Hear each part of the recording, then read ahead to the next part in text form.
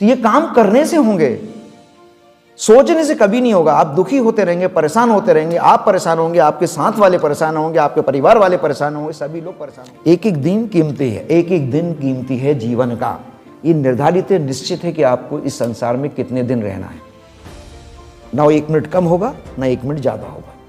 सोच लीजिए, सुबह से लेकर शाम तक का अपना हिसाब लगा लीजिए। सुबह उठते हैं और जब शाम को सोने जाते हैं तो आपने कितने समय काय में दिया। लिख के तो रखिए, बोलने से काम नहीं चलता, बोलने में मज़ा नहीं आता है।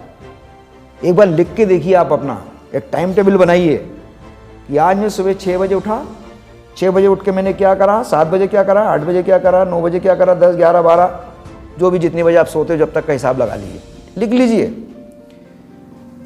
लिखने के बाद फिर आप देखिए कि इसमें मैंने कितने काम की चीजें करी हैं, जो मेरे काम की थी, जो मेरे परिवार के काम की थी, जो मेरा कल्याण करती, जो मेरा विकास करती, जो मेरे के लिए फायदेमंद थी, जो समाज के लिए फायदेमंद थी। थोड़ा ये देखिए, फिर उसमें से देखिए कि अब जब आपने काम की चीजें निकालने की, कि यार काम की चीजें तो मैंने मात्र 3 घंटे समय दिया, दिन का 8 घंटे आपने फालतू बर्बाद कर दिया।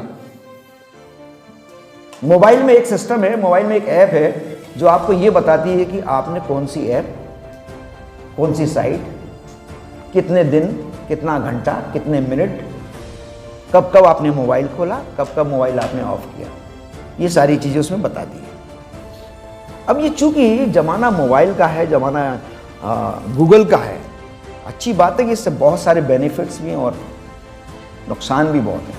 लेकिन नुकसान उन्हीं लोगों के जो नासमझ हैं, जिनको समझ ही नहीं है, जो अपना खुद का जीवन बर्बाद कर रहे हैं।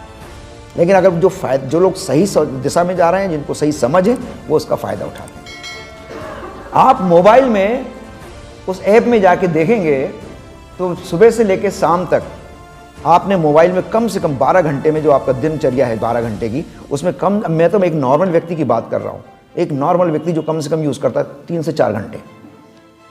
देख लेना आप खोल के, हमको लगता नहीं, हम 5-5 मिनट में खोलते हैं और देखते रहते हैं और हमको पता नहीं चलता है। लेकिन जब वो पूरा काउंट करता है वो, कि आपने व्हाट्सएप पे कितना समय दिया, फेसबुक पे कितना समय दिया, यूट्यूब पे कितना समय दिया, और भी साइट्स देखने में कितना समय दिया, उसका भी एक बार गुणा भाग कर लेना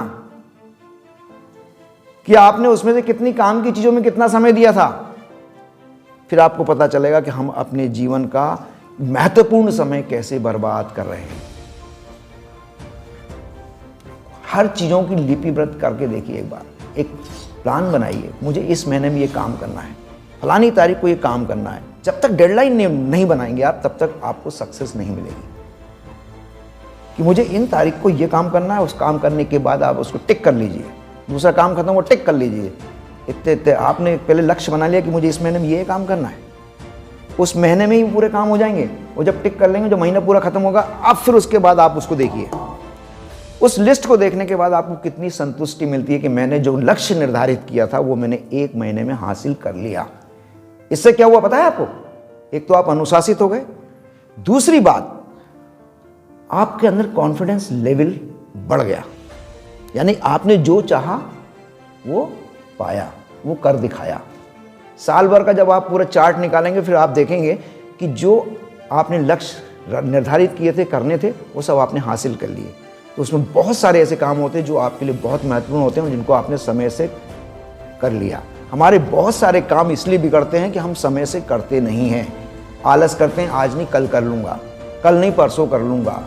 एक कैलेंडर घर में लगा है, महीना निकल गया है, रोज़ सो के उठता हूँ, देखता हूँ, अरे यार तारीख देखने जाता हूँ, अरे यार जनवरी का लगा है, फरवरी की तारीख देखनी थी, फरवरी में हूँ अभी, लेकिन जनवरी का लगा है।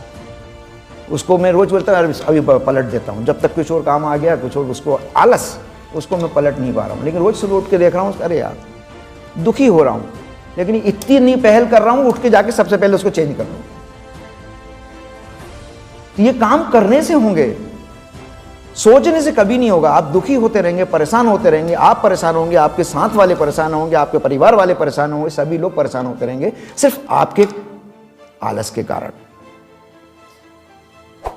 ठीक है, इन्हीं शुभकामनाओं के साथ बहुत बहुत धन्यवाद आप सभी का। आप लोग बहुत स्वस्थ रहें और खूब आगे तरक्की करें। धन्यवाद, थैंक यू।